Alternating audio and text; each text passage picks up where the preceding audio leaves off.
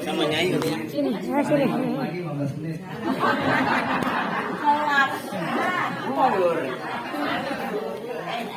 Bismillahirrahmanirrahim. Mudah-mudahan almarhum yang dihauli khusus almarhum Pak Haji Kaisar. kita senantiasa amal ibadah diterima oleh Allah Subhanahu wa taala. Segala kesalahan kesilapan beliau senantiasa mendapatkan maghfirah dari Allah Subhanahu wa taala.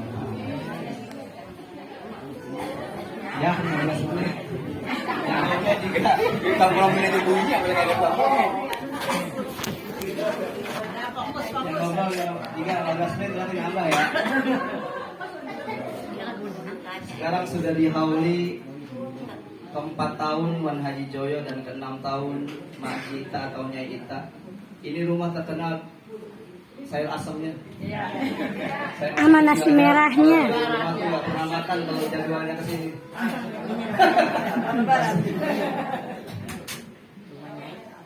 Mudah-mudahan itu jadi amal soleh beliau yang menjadikan sarana dan fasilitas beliau mendapatkan maghfirah dari Allah Subhanahu wa taala, mendapatkan pahala dan sekarang sedang menikmati fasilitas paling besar Allah Subhanahu wa taala di alam barzakh. Amin ya rabbal alamin. Ini terbukti karena kita ponakannya, cucunya, cicitnya, adiknya, masih ada adiknya nggak? Banyak. Itu saya ada itu cek. Itu cek. Masih ada 3.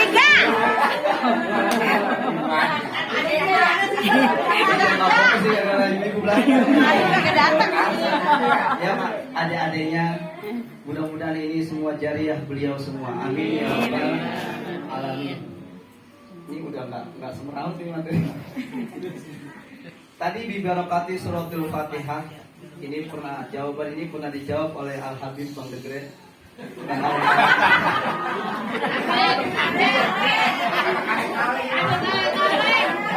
Jadi kenapa bisa dipanggil Habib, tapi secara lugat, bukan secara syar'an. Karena Habib itu maknanya isim fa'il, isim maf'ul. Yang satu tugasnya Habib mencintai, kemudian ada efek dicintai. Jadi kita siapapun bisa dipanggil Habib dalam makna lugat. Tapi kalau Habib keturunan Nabi nggak tahu. Tuan salam. Mudah-mudahan ini masuk kategori Habib yang lugut. Habib Degre kareng-kareng. Tadi kita sudah banyak sekali baca suratul Fatihah. Ini dari semua saudara-saudara saya dari Kemang, dari manapun, yang paling banyak baca surah Al-Fatihah itu keluarga Wan Tamran. Amin. Ternyata surah Al-Fatihah itu kenapa dibaca di segala macam apapun acara, mau sunatan, mau akekahan, mau selamatan, pasti banyak mohon doanya. Orang tua saya lagi sakit, Al-Fatihah. Tolong anak saya mau mondok, mudah-mudahan otaknya dilecerkan, Al-Fatihah. Ilmunya manfaat, Al-Fatihah. Anak saya lagi hamil nih 3 bulan, mudah-mudahan hamilnya dijaga nih, Al-Fatihah. Pernah nggak ada yang bilang Al-Baqarah? Panjangan. Ada kursi baca. Itu pastinya Al-Fatihah. Baca kursi. Padahal surah paling pendek itu Al-Kautsar.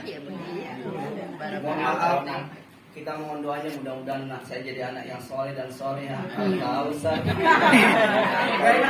Nggak enak. Tetap memilih Al-Fatihah sampai kata Imam Syafi'i la tasihu sholatuhu atau la tasihu sholat illa bi Fatihatil kitab.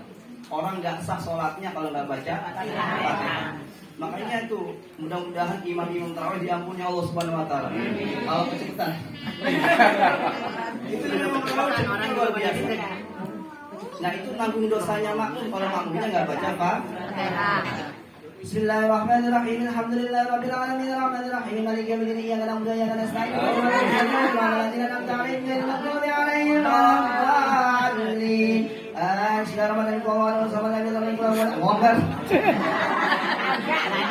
Wah, itu dosanya sama. Tapi itu memang yang paling laku di ibu-ibu dan bapak. Enggak juga kali. Aku bisa ngapa-ngapain. Saya mau. Saya punya tetangga almarhum Pak Bambang. Dulu imamnya Ustaz Saifullah Ibnu Amin. Sampai ditegur sama Ustaz Samsul. Maklum ini masih muda katanya. Saya sebelahnya jadi Bilal. Masih kelas 3 SMP waktu itu saya. Allahu Akbar. Ini almarhum Pak Bambang. Allahu Akbar. Itu saya sebelahnya mau tahu takut dosa. Lah iyalah, saya emang bener-bener kalau gitu Kata dosa Ustaz Samsul, apa? maklum imamnya baru pulang. Jadi semangatnya luar biasa. Itu barokahnya Fatihah. Ternyata Al-Fatihah dibaca juga di segala acara apapun, bukan hanya di sholat. Akhirnya saya ketemu jawabannya di karangan Sayyid Muhammad bin Alawi Al-Maliki Al-Hasani, nama kitabnya Abwaabul Faraj. Itu di subjudul min fadli azimi suratil Fatihah. Salah satu keagungan keutamaan surah Al-Fatihah. Wa asma'iha, dan nama-nama Al-Fatihah. Kita taunya Al-Fatihah Ummul Quran. Siapa lagi? Nama Al-Fatihah selain Al-Fatihah Ummul Quran. Ashabul Masani, kemudian Ummul Kitab, ada lagi? Di situ apa? As-Sifat. Sayyid Muhammad bilang, surah ini adalah suratus sholah, suratul munajat, suratus sifah, suratus safa'ah. Ini surat-surat syafaat, ini surat-surat penyembuh, ini surat-surat sahnya sholat, ini surat dikabulnya doa. Makanya orang-orang tua kita dulu, saya pernah dengar dari almarhum, dari siapa tadi? Dari Kiai pokoknya lah, Pak Ustadz Nasruddin. Dulu Wan Mai, ayahanda dari Bu Yasin, itu ngajak cucu-cucunya minum teh. Tapi sebelum minum teh, itu temen anak-anaknya disuruh baca Fatihah dulu. Ayo sini kumpul-kumpul baca Fatihah. Fatihah. Wah, minuman Fatihah dulu. Malah banyakkan Fatihahnya meminumnya. Ternyata orang-orang tua kita dulu saking alimnya, saking solehnya. Ternyata surah Al-Fatihah ini dulu pas diturunkan, kata Abu Hurairah dan kata Imam Mujahid, beliau mengutip hina unzilat suratul Fatihah ronna iblis. Ketika surah Al-Fatihah turun, iblis jantungan masuk ICU. Nggak pakai rujukan puskesmas. Biasanya kalau sakitnya sakit gigi, sakit puyeng, itu puskesmas dulu. Kok nambah sakitnya? Dapat rujukan. Dapat rujukan. Udah gitu pakai BPJS. Itu di rumah sakit RSUD cuma 3 hari. Kalau saya tanya istri pernah BPJS dia. Itu harus dioperasi suruh pulang. Karena jatahnya JPJ cuma 3 hari. Nah ini si iblis kena jantungan, langsung masuk ICU, nggak pakai puskesmas, nggak pakai rujukan. Kemudian iblis ini dijenguk. Siapa yang jenguk? Setan. Masih jenguk kita. Iblis itu sultanus sayatin, pimpinannya setan. Itu setan nanya sama iblis, ya Maulana, limana takunu hadza? Kenapa kamu sekarang kenapa kamu masuk ICU? Nggak ngomong-ngomong lagi. Itu pas lagi dijenguk, bapak nggak usah bayangin tuh setan tuh bawa apel. Biasanya kita kalau jenguk kan bawa buah-buahan, bawa pisang, bawa amplop, buat bayar rumah sakit atau bayar yang jaga. Itu nggak usah dibayangin. Ya pokoknya setan jenguk. Setelah setan jenguk itu nanya, apa kata iblis? Laisa mimma taquluna syai'un unzilat suratun laisa ajru qailiha illa anna haramallahu alaihi nar jahannam. Kok enggak ada yang kagum ya? Bro, keren banget itu kalimat. Enggak tahu artinya. Belum tahu artinya, kalau tahu artinya mah. Saya udah mau berapi-api ternyata enggak keren. Belum tahu artinya nih. Kata iblis ngomong kepada ajudannya, laisa mimma taquluna syai'un. Ini ada sesuatu yang kalau kamu baca, kenapa hadis suratun unzilat suratun, hadir turun satu surat, laisa ajru qailiha, di mana pahala orang yang membacanya illa anna haramallahu alaihi nar jahannam, haram surah. Apa kata setan? Nah, terus tugas kita gimana iblis? Sedangkan tugasnya iblis dan setan itu ngajak umat Nabi Muhammad, umat manusia nemenin dia di neraka. Berarti kalau umat Islam baca Fatihah, otomatis visi dan misinya iblis dan setan enggak. Lalu ngapain dia tinggal di dunia? Nah makanya jadi ibu-ibu yang lupa baca Fatihah, sehari Fatihah balik berapa? 17. Wah ini udah dibocorin. Dia kagak sembahyang. Kalau kagak sembahyang ya kagak. Itu kalau ada ibu-ibu yang jawab 10, berarti dia cuma sholat Maghrib. sholat subuh sama zuhur asar. Karena Fatihah 10 kali. Iya. Berarti Fatihahnya saja itu membuat kita haram masuk neraka. Apalagi tadi Fatihahnya banyak banget. Al-Fatihah buat almarhum Wan Joyo 1. Al-Fatihah buat Majita 1.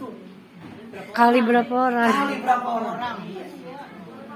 Makanya yakin gak Bu? Fatihahnya nyampe apa enggak? Yakin. Kalau nggak yakin tes dulu. Enggak pembuktian.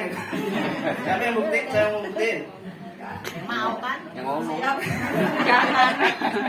Dulu belum. Nah ternyata setelah itu Iblis bilang, setan bilang gini ke ketuannya, ya Maulana, tak muruna ya Maulana, tak muruna ya Maulana, perintah kami. Kita harus gimana? Apa kata Iblis? Idhabu wajtahidu hatta tufilu qulubahum hatta la yaqra'u surah hadhihi surah. Kamu sana diskusi, bikin forum, bikin kesepakatan dengan para setan-setan yang lain. Gimana caranya umat Islam lupa baca Fatihah. Jadi kita cuma dibikin lupa sama mereka. Sampai surat ini nggak kebaca. Ternyata berarti orang-orang tua kita dulu, Wan minta air Wan. Sembur. Oh ternyata apa sakti itu. Saya mau dengar gitu. Ayo sama-sama ibu-ibu kita bacakan. Mudah-mudahan anak saya ini. Anas, nggak ada Al-Falaq, nggak ada. Semuanya pasti Al-Falaq. Sampai orang Wahabi itu Al-Fatihah. Makanya orang Wahabi itu kadang-kadang lucu. Kita kan baca Quran. Yang dilarang gini, kita nggak perlu berantem sama orang Wahabi. Kenapa? Karena cara berpikir mereka beda. Mereka menganut cara berpikirnya Imam Malik. Sedangkan kita ikut cara berpikirnya Imam Syafi'i. Contoh, Imam Malik itu kalau bilang gini, kalau seandainya tidak ada di zaman Nabi, maka bid'ah. Kalau ada dalilnya, ada Quran hadisnya, tapi nggak ada prakteknya dari para ulama, bid'ah. Imam Syafi'i nggak mau, nggak gitu, belum tentu. Walau sekalipun ada dalilnya, walaupun nggak ada prakteknya, itu namanya sunnah. Makanya orang Wahabi nyuruhnya ikut di zaman Nabi. Makanya dia nanya, emang ada zaman Nabi? Tapi kalau kita jawab begini, lah gue kan ngikutin Nabi, kan ngikutin zaman Nabi. Kita ngikutin nggak ngikutin zaman. Nah, saudara kita tuh pertanyaannya, emang ada di zaman Nabi? Ya nggak ada dulu. Zaman Nabi satu orang khatam Quran. Kalau kita koyokan pakai WA lagi. Checklist. Itu nggak tahu baca apa enggak. Checklist. Bacanya benar apa enggak lagi? Zaman para sahabat satu orang khatam 30 juz. Kalau kita 30 juz itu 30 orang. Terus gitu, ini nggak ada zaman Nabi, memang nggak ada. Tapi paling nggak kita ngikutin zaman Nabi, Iqra'ul Qur'an, moco Qur'an. Enggak pintar-pintar. Kenapa? Karena dia ikut Imam Maliki yang cara berpikirnya ngikut Ahlul Madinah. Kalau di Madinah tuh nggak ada prakteknya, dianggap cacat, maka dibilang bid'ah. Nah kita penganut Imam Syafi'i dulu. Sekalipun gak ada prakteknya, yang penting ada aqwalul ulama, yang penting ada logika ulama, yang penting ada hadis dan Qur'annya, itu sunnah. Sekalipun tidak ada prakteknya. Praktek kumpul-kumpul ini kan gak ada. Zaman Nabi. Sekarang ada. Emang ada tempe? Gak ada. Terus kata, emang zaman Nabi ada WC model kayak rumah? Gak ada. Kenapa? Karena mereka gak ngerti al-farqu bainal ma'rifah wal ilm. Apa bedanya pengetahuan sama ilmu? Pengetahuan ini, pengetahuan itu ada gula, ada teh, ada air panas, ada gelas, ada sendok. Itu namanya pengetahuan. Ilmu itu teh. Ilmu itu teh. bangunan ini itu ada materialnya, ada semennya, ada batu batanya, ada besinya, Pasir. ada ceker ayamnya. Itu namanya pengetahuan. Pengetahuan. Ilmunya jadi rumah. Jadi ilmu itu hasil. Berarti itu menunjukkan kita itu hanya sebatas orang yang berpengetahuan dalam hal ini. Kita dianggap orang berilmu ketika pengetahuan ini sudah jadi karakter, sudah jadi sifat, sudah jadi perilaku. Tahu nggak apa hukumnya hormat sama orang lain tapi nggak hormat sama anak? Kita lebih hormat sama yang di dalam keluarga apa yang di luar keluarga? Makanya kata Imam Ghazali dalam kitab Ihya, yang bagi ayyakunar rajulu, sebaiknya bagi seorang suami itu mereka itu ma'a ahlihi ma'a auladihi mithlas sabi. Sebaiknya seorang suami di hadapan istri, di hadapan anak-anaknya bagaikan anak kecil ditenteng sama emaknya. Kalau ada anak kecil nih, kita jewe-jewe kan diam aja, ampun mak. Nah, seorang suami terus gitu. Sebaliknya, kalau seandainya di hadapan orang lain, ayyakunar rajulu ala ummatihi kasyaja'ah, harus seperti pendekar. Nah, teori kita berbeda. Kenapa? Kita lebih berani nyiksa istri, lebih menyayangi nyiksa anak. Tapi kalau sama bos takut. Harusnya sama bos berani, tapi gak digaji. Assalamualaikum warahmatullahi wabarakatuh.